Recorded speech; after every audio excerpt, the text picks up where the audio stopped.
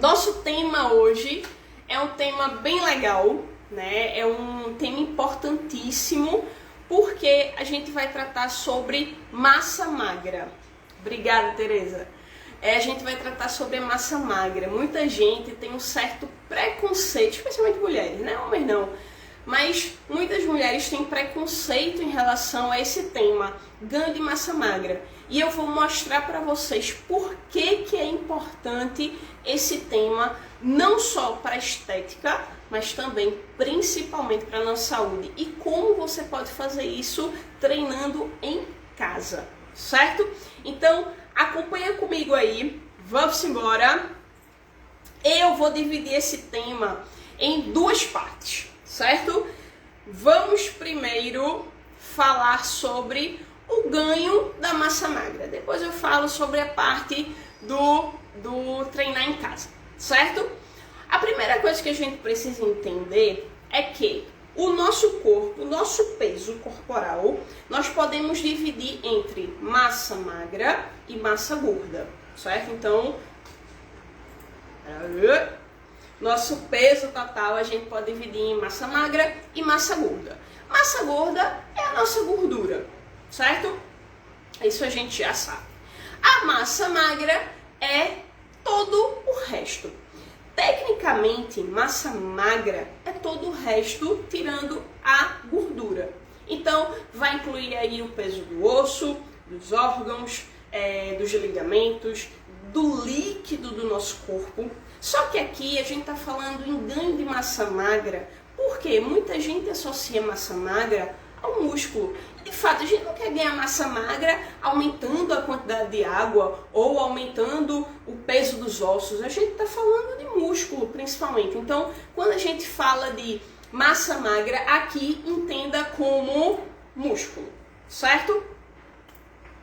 E aí, muita gente associa gordura ao vilão e o músculo ao mocinho. O músculo é sempre o mocinho. Mas lembrem-se que no nosso corpo nós precisamos sim de uma certa quantidade de gordura, seja homem, seja mulher. Nós precisamos de uma quantidade de gordura, mas a maior parte do nosso peso deve de fato ser de músculo, ou melhor, da massa magra. Mas a gente está falando aqui do músculo propriamente dito, certo? Então, a massa magra, ela deve ter um percentual maior do que a massa gorda. E mais pra frente, eu vou mostrar qual deve ser o percentual para homens, o percentual de gordura para homens e o percentual de gordura para mulheres, certo? Vocês vão ver isso direitinho. E aí, isso aqui que é saudável, né? A quantidade de gordura, como eu estava falando, a quantidade de gordura menor do que a quantidade de massa magra, certo? E quando a gente fala que aquilo é saudável, né, esse equilíbrio entre massa magra e massa gorda, essa foto que eu trago aí, para quem está no YouTube, está vendo os slides, então se você está no Instagram, vai lá para o YouTube, certo? Tem o link lá na minha bio, no meu perfil. Essa foto aí, isso não é saudável. A gente precisa ter isso em mente, né? O excesso de gordura realmente não é saudável. E não é saudável, tecnicamente falando. Existe um CID para a obesidade, o Código Internacional de Doenças. Então, tecnicamente, de fato, a obesidade é uma doença e precisa ser tratada. E não é só a questão estética. A estética é o que menos importa. O mais importante é porque esse excesso de gordura, ele traz muitos prejuízos para a nossa saúde.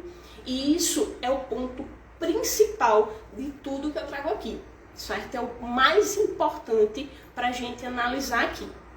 E aí, muita gente diz assim, eu vou transformar gordura em músculo. Epa, a partir de agora você não vai mais dizer isso. Você não vai mais dizer isso. Você vai dizer que vai perder gordura e ganhar músculo, certo?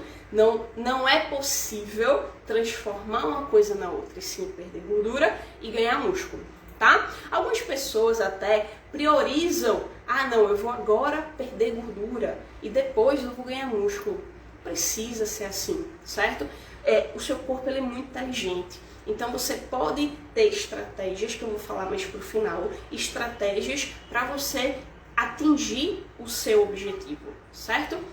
E outro mito é que as pessoas costumam associar perder peso como sinônimo de emagrecimento. E na verdade, eles não são sinônimos, são coisas diferentes. Você pode, inclusive, emagrecer e ganhar peso, por exemplo, certo? Por quê? Emagrecimento significa redução de gordura, enquanto perder peso pode ser de massa magra ou massa gorda, ou os dois. Quando você sobe na balança num dia e no outro dia tá menos meio quilo, 1 quilo, seja lá quanto for, eu até publiquei no Instagram, de um dia para o outro, na minha balança tem uma diferença de 1,6 kg. Minha gente, isso não é emagrecimento. Não dá para dizer que eu perdi 1,6 kg de gordura de um dia para o outro. Isso não vou dizer impossível, mas isso é pouquíssimo provável. Então eu perdi peso, mas significa que eu perdi realmente gordura? Não. Provavelmente eu posso ter perdido líquido, por exemplo. Isso acontece, certo? Isso é muito comum. E aí eu trago aqui um exemplo. Quem está no YouTube está vendo lá a fotinho, então se você está no Instagram, vai lá pro YouTube. Tem aí a fotinho. Eu coloquei só didaticamente João como sendo o cara fortão ali e Antônio sendo o cara gordinho, certo? Observem que aí na balança os dois têm 90 quilos. De forma didática, vamos supor que Antônio e João têm a mesma altura. Eu coloquei aqui nesse exemplo 1,72 m, certo? Então, calculando o IMC, a gente obtém um IMC de 30,42. Significa que ambos, João e Antônio, estão na faixa de obesidade grau 1. Mas, se você analisar essa imagem, João, o cara forte, e Antônio, o cara gordinho, quem de fato está obeso? É Antônio. Antônio está com excesso de gordura. João está com excesso de peso, mas não é gordura, é músculo, certo? Então, por essa imagem, você percebe que o IMC é algo muito falho. Ele foi criado, você precisa saber disso. Uma curiosidade, mas que ajuda a esclarecer. Ele foi criado para análise populacional. Quando se vai fazer uma pesquisa ou quando o governo quer saber como está a população, porque isso é uma questão de saúde pública também, no meio da live. Isso acontece. E olha que o barulho só pode até agora 5 horas. Então, vamos contar com o bom senso do meu vizinho, né? Bora lá. O governo ou a pesquisa, ou o que quer que seja, ele quer analisar aquela população. Então, vamos supor, naquela cidade, eu quero saber qual é o nível de obesidade daquela população. Então, o IMC é um índice que ajuda, porque na grande maioria da população, as pessoas não estão como João, muito fortes. Eles estão como Antônio. Infelizmente, a maior parte da nossa população é obesa. E obesa por excesso de gordura, de fato. Obesa de fato, porque quando a gente fala de obesidade, a gente está falando de gordura, certo? Não dá para dizer que João é obeso, João é forte, João tem uma massa muscular desenvolvida, certo? Então, só para vocês entenderem que o IMC, ele pode ser analisado, mas ele não deve ser o único critério a ser analisado. Quando eu faço avaliação física, por exemplo, eu normalmente coloco o IMC, primeiro porque as pessoas pedem, né? Se eu não colocar, as pessoas vão me pedir, porque foi um índice muito difundido, né? Então as pessoas me pedem. Então eu coloco por isso.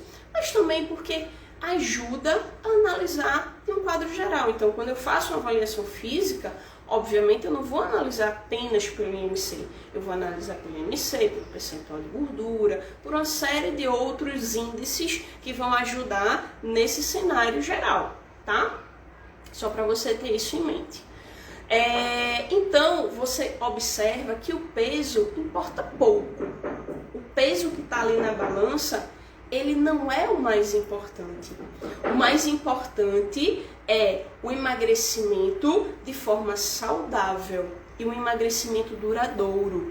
Por isso que é muito importante que o emagrecimento, a saúde, o bem-estar sejam um processo e um processo constante.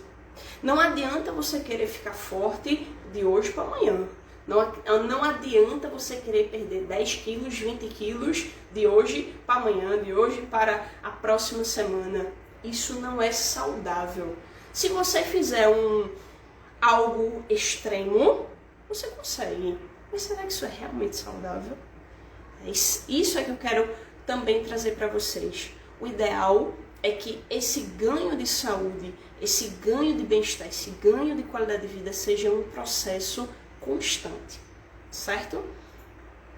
E aí, por que eu devo me preocupar com a massa magra?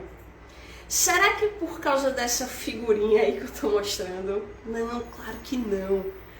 Muitas pessoas, especialmente mulheres, associam o ganho de massa magra a uma pessoa muito forte, uma pessoa muito musculosa. Eu poderia ter colocado também aí uma imagem de uma mulher, certo? Eu achei essa bem curiosa. Claro que isso é uma brincadeira, né? Você não vai buscar o ganho de massa magra por causa disso aí. E também não vai buscar o ganho de massa magra por causa disso aí. A gente vai gostar, as mulheres vão gostar, mas não é por causa disso. O mais importante é que você tenha saúde, que você tenha disposição para sua família, para fazer as suas atividades do dia a dia, para trabalhar, para fazer o que você precisa fazer, para ter disposição, energia. Isso é o mais importante, e não para ficar fortão. Você pode ter esse objetivo, tudo bem. Isso aí é uma escolha sua, mas eu quero trazer para você que ganhar massa magra não significa isso aí, certo? Aquilo que eu mostrei, né? E isso aí sim, isso é que é o importante de uma pessoa saudável, uma pessoa que busca realmente uma vida saudável. E aí, esse estudo foi publicado bem recente para mostrar que massa magra, exercício, não tem a ver principalmente com estética. Veja o quanto isso é importante. Um estudo concluiu que homens que não estão fazendo exercício agora durante a pandemia, têm 4 vezes mais chance de ter depressão, 2,9 vezes mais chance de ter altos níveis de ansiedade, 3,2 vezes mais chance de elevar o nível de estresse. Isso no caso dos homens. E no caso das mulheres, 2,5 vezes mais chance de ter depressão, 2,2 vezes mais chance de ter altos níveis de ansiedade, 1,7 vezes mais chance de elevar o nível de estresse.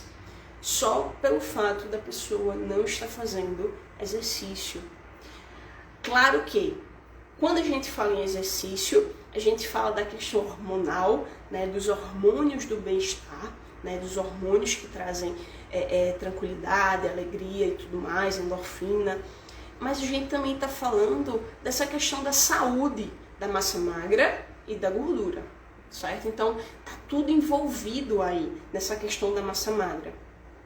E o que eu prometi lá no início, qual é o bom percentual de gordura? No caso dos homens, um homem adulto jovem, o ideal é que o percentual de gordura esteja em torno de 15%, 20%, 25%, certo? Isso seria o ideal. Claro que, por que eu coloquei um homem adulto, jovem, saudável? Porque com o passar dos anos, nós tendemos a ter menos massa magra e mais gordura. Então, esse percentual vai aumentando. No caso das mulheres, 20%, 25%, no máximo 30%. Isso seria o ideal. Mas pasmem que eu já peguei avaliação física, não estou falando de livro, pesquisa, não. Eu já peguei mulheres na avaliação física, eu já recebi, já fiz o atendimento de mulheres que tinham 50% de gordura. Isso é absurdo, pessoal, isso é absurdo. Então, é muito importante que você tenha em mente qual é o ideal. Então, e aí você já observa também que as mulheres precisam de mais gordura do que homens. Isso é normal, pela questão hormonal, pela questão da preparação para a gestação, né, que todo mês a mulher se prepara, né, antes da menstruação. Então é necessário que a mulher realmente tenha mais gordura do que os homens. Mas veja que de qualquer forma é importante uma certa quantidade de gordura. Então, como eu coloquei aí, é importante se preocupar com a quantidade de gordura e a quantidade de massa magra também, certo? E é por isso? Não, é por isso. Para que você tenha disposição, energia, para que você viva mais e melhor, para que você tenha uma longevidade mais saudável, para que você consiga. Tem gente que associa a coisas para ficar forte e tal, mas para você conseguir levantar de uma cadeira quando você estiver mais velho, por exemplo, é importante ter massa magra, até para isso, para você não ficar dependendo de outras pessoas. E como fazer isso? Eu costumo colocar na avaliação física esse triângulo, ou falo sobre isso, né? Que envolve exercício, alimentação saudável e um sono de qualidade. Antes de eu falar um pouquinho mais sobre isso aí, eu queria que você pegasse papel e caneta ou colocasse aí no chat, mas anote, não só pense nisso que eu vou falar, certo? Também anote. E só lembrando, quem está no Instagram, se quiser ir para o YouTube, a experiência no YouTube é melhor porque eu estou passando slide, tá uma coisa mais didática, certo? Então pega aí papel e caneta, que eu vou te fazer 3 perguntas. Como é que você avalia seu nível de exercício físico? Entre excelente, muito bom, bom, regular ou ruim? E quando eu falo de nível de exercício físico, eu estou falando quantas vezes você vai fazer exercício, quanto tempo você passa na academia. 10 minutinhos só ali na esteira, enrola e vamos embora. Ou passo 3 horas enrolando, conversando na academia. Não, você realmente faz um exercício de qualidade? Como é que está o seu desempenho na academia? Então, coloca aí, faz essa avaliação. É subjetivo mesmo, eu sei, mas faz essa análise. Como você avalia seu nível de exercício físico? Entre excelente, muito bom, bom, regular ou ruim? E como é que você avalia a sua alimentação?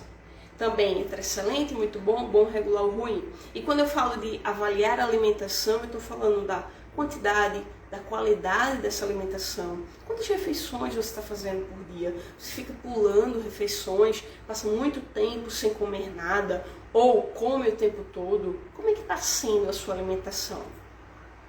E como é que está sendo o seu sono? A qualidade do seu sono? A hora que você vai dormir, a hora que você acorda, quanto tempo você passa dormindo? Como tem sido? Débora, eu deito e durmo 8 horas, mas fico acordando de madrugada, acordo para comer, acordo muitas vezes para fazer xixi. Então, você realmente tem tido um sono de qualidade? Coloca aí. E aí, por que eu estou pedindo para você colocar isso aí no papel? Para você fazer a sua análise. Veja, tanto para o emagrecimento como para o ganho de massa magra, esses 3 pontos são importantes: exercício, alimentação e sono. No caso do ganho de massa magra, de fato, o exercício é o mais importante. Mas a alimentação precisa ajudar, você precisa de um aporte nutricional adequado, especialmente aporte proteico. E no caso do sono, você precisa ter um sono reparador. O sono reparador é importante para várias coisas. Para a sua memória, para o seu desempenho intelectual, para a sua disposição no dia, mas também para que a recuperação muscular ocorra e você consiga ter um ganho de massa magra. E eu vou explicar por que a recuperação é mais importante do que o exercício. inclusive na questão do sono. A recuperação em relação a outro estímulo, né, a outro treino, mas também no caso do sono. Mas quando a gente fala de emagrecimento, esses 3 pontos também são importantes. Mas a alimentação, no caso do emagrecimento, é o mais importante. Mas o exercício, ele ajuda, o exercício entra como um coadjuvante importantíssimo na questão do emagrecimento de qualidade. Não é perder peso de qualquer jeito, mas o emagrecimento de qualidade. E o sono também, no emagrecimento, ele é importantíssimo.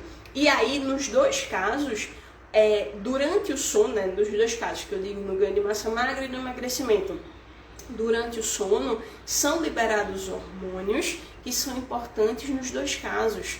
Então, é preciso que você tenha um sono de qualidade, um sono reparador, um sono que você entre realmente no sono mais profundo, para que você consiga atingir o seu objetivo, seja no caso ou em outro, certo?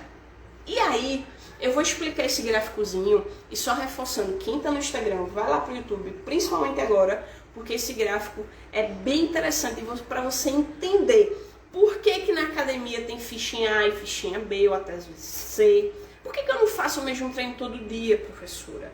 Ou porque eu preciso dormir bem. Então eu vou explicar agora aqui nesse gráficozinho. Mas se você não quiser, não, eu prefiro ficar aqui no Instagram. Eu vou explicar bem direitinho, você vai entender, tá? Então, tá aí esse gráfico, certo? A linha é o nível de condicionamento inicial. Então, você tem um nível de condicionamento inicial, certo? Aí, acontece um estímulo. Ocorre o primeiro estímulo. E o que é esse estímulo?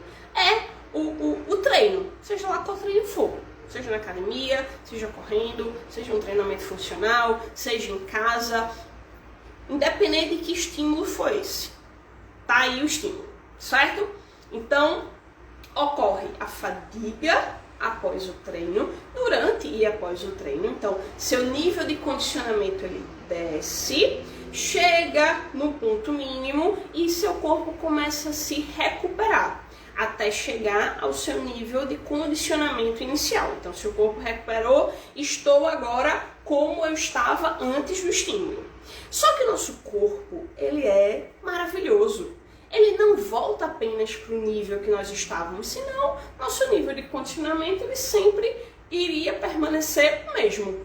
Mas ele aumenta, ele se recupera, que aí a gente passa a chamar de supercompensação, né? O nosso corpo ele tem uma recuperação além do nível que nós estávamos, chega no ápice dessa supercompensação e começa a ocorrer o destreino, caso não haja um novo estímulo. Então observem que o gráfico desce, recupera, faz a supercompensação e caso não haja um novo estímulo, ocorre o destreino. Então, qual é o ponto ideal para um novo estímulo? É exatamente esse ponto máximo dessa supercompensação. Digamos que você consiga atingir sempre o ponto máximo dessa supercompensação e aí vem um novo estímulo, ocorre novamente a fadiga, recuperação, supercompensação, novo estímulo. Então, o seu condicionamento físico, ele vai numa crescente. É por isso que o nosso condicionamento, ele vai aumentando a médio e longo prazo. Agora, digamos que esse novo estímulo, ele ocorra antes do momento ideal. É aquela pessoa que quer treinar, não, eu preciso treinar todo dia, a mesma coisa, do mesmo jeito, bem pesado. E aí, ela não deixa o corpo recuperar como ele deveria. E aí, o estímulo acontece antes desse ponto ideal de recuperação. E aí, ao invés, ela acha que ela está fazendo um benefício enorme para ela, que o nível de condicionamento dela vai ser uma crescente, mas pelo contrário, né? Ela não consegue ter um aumento desse nível de condicionamento porque ela não dá o estímulo no momento ideal. E tem aquela pessoa que treina hoje, Aí passa uma semana, treina de novo, aí depois passa 10 dias, treina de novo. Então ela não consegue atingir o momento ótimo desse novo estímulo e ela passa. Então ocorre a fadiga, recuperação, supercompensação, destreino e volta ao nível que ela estava antes. Então ela nunca melhora. É aquela pessoa, eu treino há 20 anos, exagero, né? 20 anos e não melhorei nada. Claro, treina uma vez na semana, uma vez a cada 15 dias. Então vai melhorar alguma coisa, talvez até melhore, mas muito pouco, muito aquém do que seria possível se estivesse fazendo da forma ideal. Tá, já entendi, Débora. Tem um momento ideal, mas como é que eu sei esse momento ideal? Esse momento ideal, ele é em torno de 24 a 72 horas após o primeiro estímulo. Se você faz um treino mais intenso, você vai precisar, seu corpo vai precisar de mais tempo de recuperação. Então, ele vai para 48 ou um pouco mais, até 72 horas. Mas, não, seu treino é um treino mais leve, você está começando, então é possível treinar 24 horas depois ou um pouco mais de 24 horas, até 2 dias mais. Mas perceba que isso é muito importante que você entenda o seu corpo, que você se conheça, para que você sinta qual é o momento ideal para esse novo estímulo. Mas, em geral, 24 a 72 horas. E é por isso que, normalmente, nas academias, se faz fichinha A, fichinha B, treino A, treino B. Porque num dia você treina uma coisa, no outro você treina outra. Então, entre um estímulo do treino A e o próximo estímulo do treino A, vão se passar 48 horas. Quando é um treino mais pesado, é um treino mais com muita carga, muita intensidade, normalmente tem o treino A, B e C. Então é por isso que ocorre esses 3 treinos, para dar tempo do seu corpo recuperar e você fazer novamente o treino A. Agora, presta atenção, pensa comigo. Tem gente, você chega na academia e às vezes o professor não se preocupa com isso. Que é o quê? Essa pessoa, ela vai todos os dias para a academia? De segunda a sexta, segunda a sábado? Ela vai para a academia? Não, não vai. Digamos que ela faça, só possa ir 2 vezes. Segunda e quinta. Mas tá bom, pelo menos tá equilibrado, né? Segunda e quinta, não vai passar tanto tempo. Tá, mas aí essa criatura passa treino A e treino B. Ou seja, se essa pessoa for religiosamente nas segundas e nas quintas, ela vai fazer o treino A na segunda, o treino B na quinta. Ou seja, de um treino A para o próximo treino A, vai ser uma semana. É muito tempo. Então, por que você precisa entender minimamente disso? Porque, infelizmente, não temos professores qualificados em todas as academias, em todos os lugares. Então, se você entende minimamente disso, você não está à mercê de quem estiver na academia. Entendeu? Por isso que é importante você saber o mínimo para que você tenha um resultado mais eficaz. Certo? E aí, aqui o gráficozinho, o momento ideal para um novo estímulo, que eu já expliquei. E aí, vamos para a segunda parte dessa live. Como é que eu consigo ganhar massa magra, mesmo treinando em casa? A chave para você conseguir isso treinando em casa é exatamente isso aí que eu estou mostrando no gráficozinho, que é o estímulo. O estímulo é a questão importante. Independente se eu treino em casa, na academia, no parque, na praça, faço natação, pratico outro esporte, independente do que você faz, a questão é o estímulo. E o que você tem em casa, que eu tenho em casa, que todos nós temos em casa, é o nosso peso do corpo. Então esse estímulo pode ser o peso do seu próprio corpo? Pode. Além disso, você pode usar outros equipamentos que você tem em casa mesmo. Uma cadeira. Hoje eu fiz a aula que não está mais aqui, com cabo de vassoura. Eu faço aula com pano de chão. Eu faço aula com várias coisas que todo mundo tem em casa. Mas uma coisa que eu tenho certeza que todo mundo tem é o peso do seu próprio corpo. E não, independe, a pessoa que tem 50 quilos ou a pessoa que tem 100 quilos, ela tem o peso do próprio corpo. Claro que uma pessoa que está com obesidade, ela quer treinar em casa, tem 100 quilos, por exemplo, dá para ela começar qualquer coisa com o peso do próprio corpo? Não, tem que ter cuidado. Imagina você pegar uma barra, você está destreinado, você pega lá uma barra e você quer se levantar nessa barra, você quer subir nessa barra.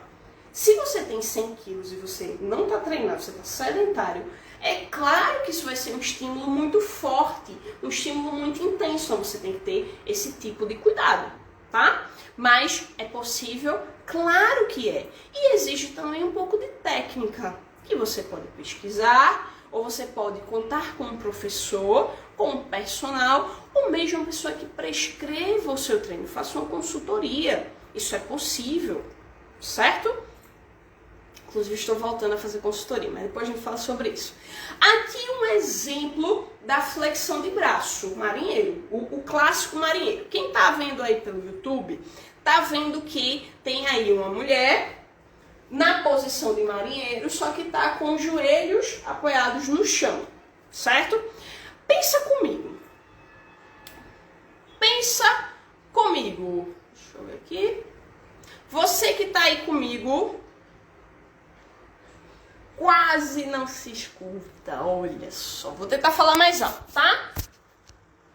Que agora se eu for mexer aqui nas configurações aí da treta. Tá? Mas eu vou falar mais alto. Você que tá aí comigo no YouTube, me diga, você que tá vendo essa imagem aí da mulher fazendo o marinheiro, essa primeira imagem exige mais esforço ou menos esforço do que essa segunda imagem? Observa aí. Uma, ela tá com o joelho apoiado no chão e na outra está o pé. Qual é o que exige mais intensidade? Com o joelho ou com o pé? Você que está aí no YouTube, diz pra mim. Você que está aí no Instagram também, diz pra mim. Qual é o mais pesado? É você fazer com o joelho apoiado no chão ou com o pé apoiado no chão? Me diz aí. Então, existe uma progressão de um para o outro, certo? É porque tem um delay aqui. Com o pé mais pesado, exatamente. Com o pé se torna um exercício mais intenso do que com o joelho apoiado no chão, certo? E aí vem uma terceira possibilidade. Débora, eu não consigo fazer com o joelho apoiado no chão, muito menos com o pé. O que é que eu faço? Você pode se apoiar na parede. Você pode colocar as duas mãos na parede, como está aí na imagem, apoiar as duas mãos e fazer o exercício, ou seja, você está elevando o ponto de força, o ponto que você faz a força. Então, esse exercício se torna mais leve, certo? Outro exemplo, quarto exemplo, você não consegue fazer no chão, mas na parede está muito leve. Muito leve. Então você pode se apoiar em alguma coisa. Então, um balcão você pode se apoiar, numa cadeira, no sofá, na cama, em algum lugar que você consiga elevar o seu ponto de apoio, mas também não é um ponto de apoio tão alto como se fosse na parede, certo? Então, observem que há uma progressão. Um único exercício, a gente consegue fazer uma progressão nessa carga, nessa intensidade. Oi, Vanessa, vamos embora.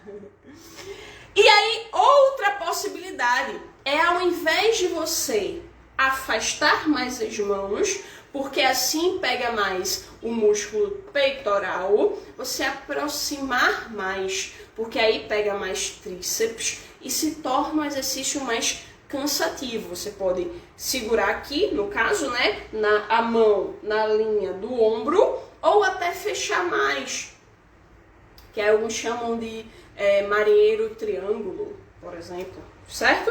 Então, é uma possibilidade de haver uma progressão de carga. No caso, já tá leve, já consigo fazer com o pé no chão, tranquilo.